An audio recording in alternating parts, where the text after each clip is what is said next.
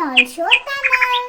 ஒரு ஊர்ல யாருமே தங்காத ஒரு வீட்டுல 2 எலிகள், அதாவது அம்மா அதோடைய பிள்ளை, 2 எலிகளுமே ரொம்ப சந்தோஷமா வாழ்ந்துட்டு வந்தாங்க. ஆனா அந்த பாலடைந்த வீட்டுல ஒரு பூனை மட்டும் அப்பப்ப வந்து அந்த எலிகளை சாப்பிடுறதுக்காக வந்து வந்து பார்க்கும்.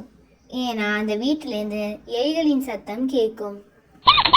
2 எலிகளும் அந்த பூனையை மறைந்து கொண்டு பார்த்து கொண்டே இருந்தது.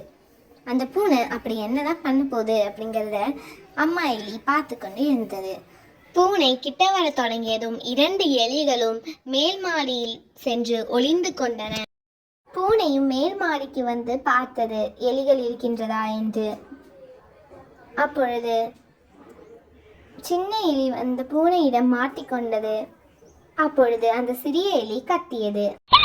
அதை கேட்ட அம்மா எலி திடீரென ஓடி வந்து அந்த சின்ன எலியை காப்பாற்றி சென்றது.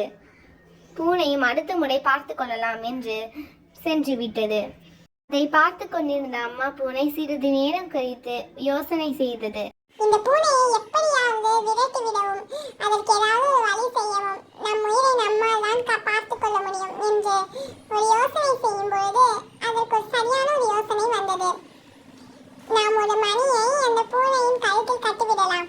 அப்பொழுது எப்ப அந்த பூனை வருகின்றதோ அப்ப அந்த பூனையிடம் ஒரு சத்தம் கேட்கும். அந்த சத்தத்தை வைத்து நாம் தப்பிக்கொள்ளலாம் என்று ஒரு யோசனை செய்தது.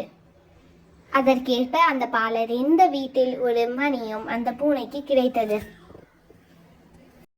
இந்த மணியை பூனையின் கழுத்துல போட்டு விடலாம் என்று யோசனை செய்து கொண்டிருக்கும் பொழுது பூனை அந்த இடத்தில் வந்தது. திடீரென வித்தியாசமான ஒரு சத்தத்தை கேட்ட அந்த எலி பயந்து கொண்டு உள்ளே சென்று மறைந்து கொண்டது. பிறகுதான் தெரிகிறது அது அந்த பூனையின் சத்தம் என்று அந்த எலிக்கு புரிந்தது. இந்த கதை நீதி என்னன்னா, முடியாத யோசனையால் எந்த பயனும் இல்லை. தமிழை சப்ஸ்கிரைப் பண்ணிட்டு பக்கத்தில் இருக்கிற பெல் ஐக்கானை கிளிக் பண்ணிக்கோங்க. அப்பதான் நாங்கள் போடுற வீடியோஸ் எல்லாம் உடனுக்குடன் நோட்டிஃபிகேஷன்ல வந்து சேரும்.